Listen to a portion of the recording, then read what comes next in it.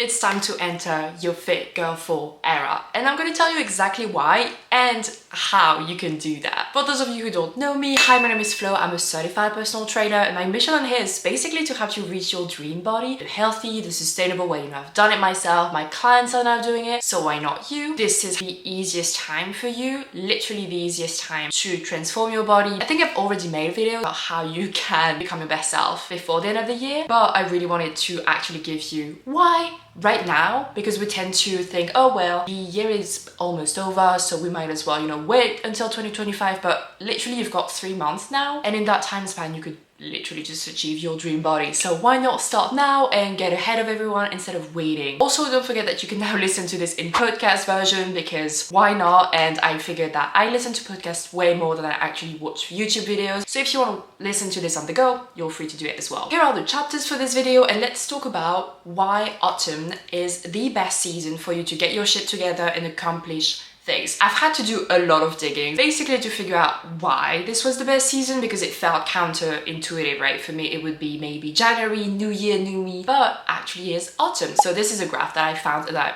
really like it. October is the most productive month that you could have. So I don't know about you, but I would jump into any type of fitness program or onto any other of your goals right now to get ahead and actually have your most productive month ever. But the thing is, like, it makes sense because January, it's dead of winter, basically kind of exhausted from all the festivities. It's also darker outside more often, you know, seasonal depression. It really never made full sense to me why January, besides being a new calendar year, would be the best time to actually start something new. Spring could kind of work, summer definitely not, because this is when you go away and you kind of just don't want to do things, you want to lay on the beach and kind of rest, and after you've rested, autumn happens, and that's when you actually get to be your most productive because you have been able to rest and it's still not too dark, and it's just like the best season. Back to school season, you know, so you're kind of, even if you don't go to school, you're still bombarded with the message of, you know, it's time to get your shit together and we're starting again a new year. It always made more sense to me as to why for autumn, I'm gonna switch, you know, I'm French, so I'm gonna switch between the two. It's just the best season to get shit started. But I also have found the Parkinson law. So Parkinson's law is basically work expands based on the time available you have to complete it. That means, let's say you want to lose 20 pounds over a year. You have plenty of time. You know, in January you say, okay, I'm gonna lose the weight. You have plenty of time. You don't actually have to be that strict with whatever you're doing. But if you say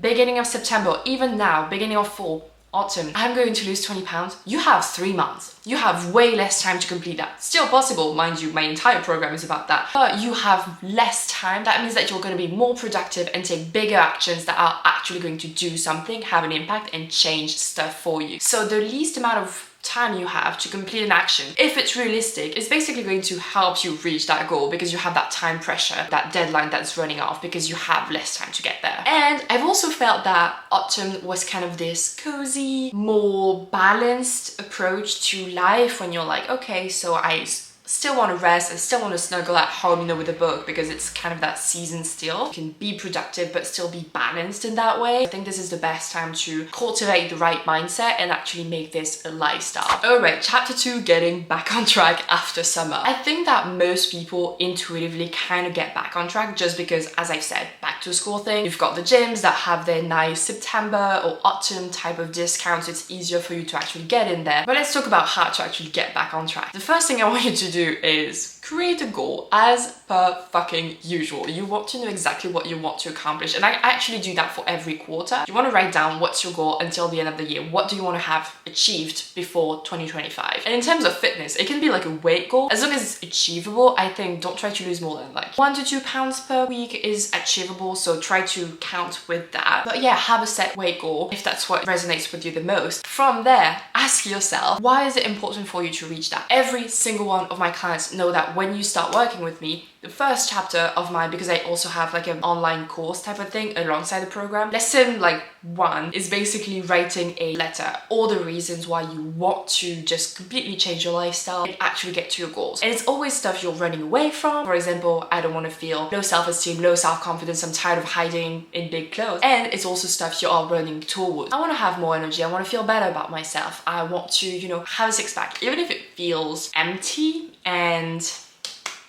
what's the word? You still want to write that down. And those reasons have to be stronger than any excuses that are going to come up. And I've said this so often, your reasons have to be stronger than the excuses that are going to come up, because they are going to come up. Autumn is still going to be a bit rainy, especially where I am right now. It's already starting. There's sometimes you won't feel like going to the gym. There's sometimes you won't feel like eating healthy. You'll feel like ordering in stuff like that. And you will have to have strong enough reasons. Like, I feel like I've kept saying that, but it's so key. Now that you have your goals and your reasons, another thing that you really want to be mindful of is basically asking yourself, why did I fell off track in the first place? Because I still believe that summer is not a bad time to actually try to transform your body. The weather's nicer. I can find an excuse for every single season as to why it's a good time. I'm a personal trainer, you know, it's just part of who I am. But you want to ask yourself, why did I fail off track? What happened? Is it because I went on vacation and never kind of got back on track? Or is it because I was very imbalanced and very restrictive, so I kind of snapped back and went on the other side of the spectrum, maybe during the summer, because that's when you go out, so partied a bit too much, stuff like that, and really not working out that much, for example. But ask yourself, really, there are so many reasons to why you would fall off track, but you have to figure out exactly what happened. And sometimes it's okay to kind of disconnect from your goals. A lot of my clients kind of had a harder time end of August to maybe the first couple weeks of September. Some of them kind of slowed down in terms of their progress, just because it's just that time of the year. Like, it really happens to so many people. So if that's you, do not feel guilty, because it happens so often. And once you know why you fell off track, the easiest thing is to, for each point, figure out what can I do to avoid that in the future. My biggest example is always going to be, if you have been restricting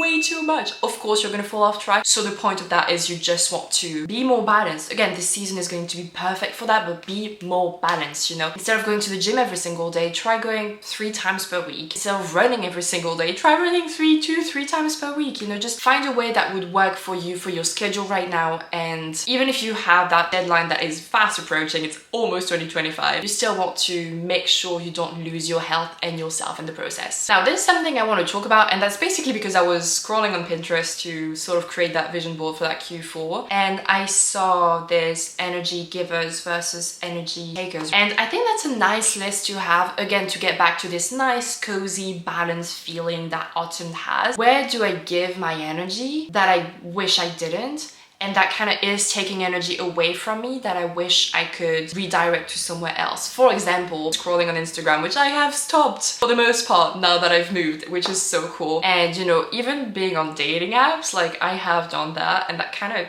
took a lot of energy. Like, I really don't like it. Like, I like meeting people in person. I don't like chatting forever. So have that list of all the things that take your energy and really don't bring anything to your life, and make also the list of everything that makes you feel good. For me, it's going for a walk every single day, and I'm pointing because that's where the ocean is, but it's an island, so it's pretty much like any direction. If I continued long enough, I would end up to the sea. But it's been so key for me to every single day, regardless of the weather so far, I would just go for a walk and watch the ocean for a little while. I do that in the evening. It really cuts from basically really busy hustling to actually, like, I'm off work now. For you, maybe it's going to the gym, maybe it's eating specific stuff that make you feel really good, maybe it's spending time with your loved ones or creating stuff, you know, whatever just makes you feel good. So it definitely feels like the best time to reconnect with yourself and work on your goals, but still take care of yourself. Okay, next step, fixing your mindset.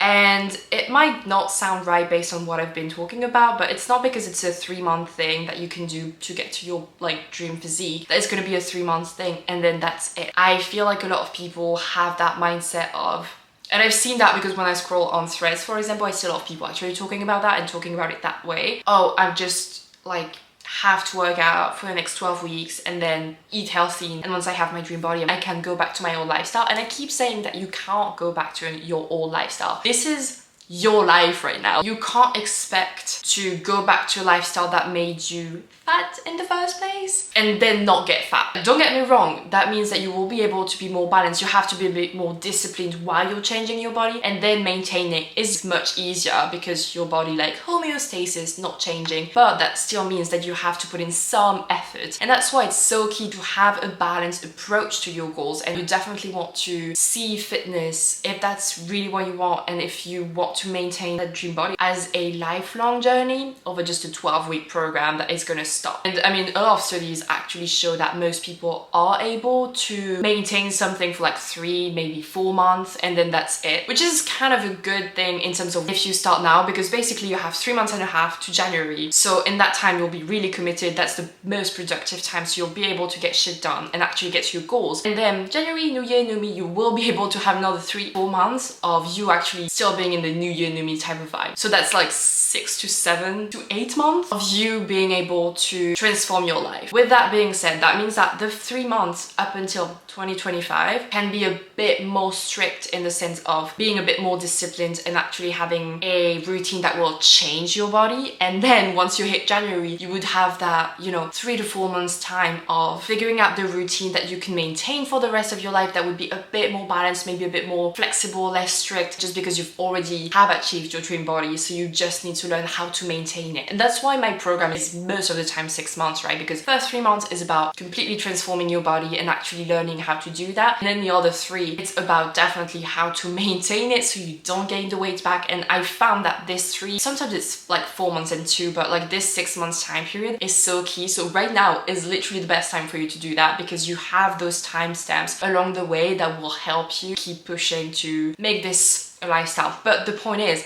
it's not a 3 or 6 months program. It's a lifestyle that you are creating and that you have to see it as such. Once you know what you want to achieve, why you want to achieve it, why you fell off track before, and basically have changed your mindset to this is something I'm going to do for the long run, you want to plan shit out. You want to have that schedule. As I've said, don't try to do every single thing every single day. Try to have rest days. I really recommend again that becoming recognizable before 2025, just because that's going to help you. You'll see I'm talking about 3 morning routines. I'm talking about balance a bit more. That could actually really help you out. But you really want to write shit down, write your plan down.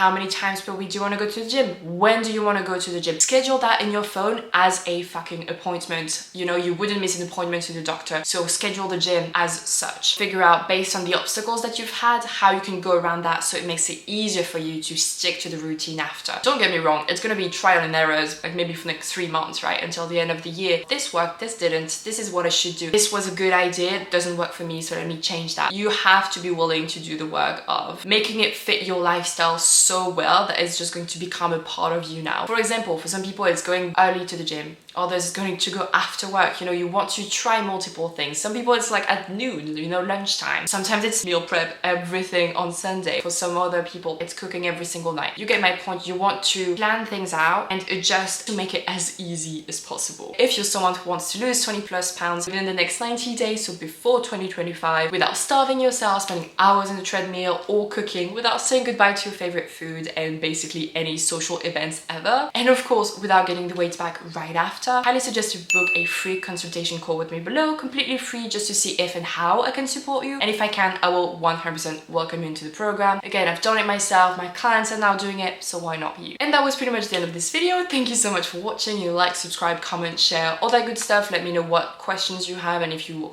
want me to target any specific topic in the future, and I'll see you in the next one. Bye.